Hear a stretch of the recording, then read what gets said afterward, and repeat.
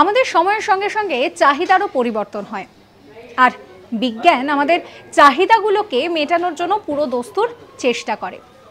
25শে জুলাই সেই দিনগুলোর মধ্যেই একটা গুরুত্বপূর্ণ দিন। তার কারণ এই দিন পালন করা হয় বিশ্ব ভ্রূণ দিবস।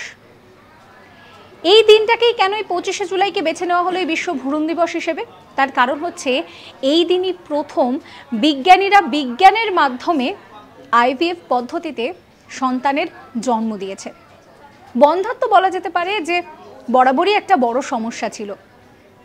বিজ্ঞান তার উন্নতি, যে সমস্ত মহিলারা সন্তান সম্ভবা হতে পারেন না তাদের ক্ষেত্রে যেন একটা নতুন পথ খুলে দিয়েছিল।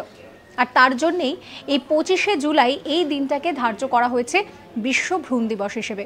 বর্তমানে দাঁড়িয়ে আমাদের প্রচণ্ড কাজের চাপ, প্রেশার, শারীরিক সমস্যা, পরিবেশে দূষণ, এই সমস্ত কিছুর জন্য ভ্রূণ কিন্তু বিশেষভাবে এফেক্ট হয়।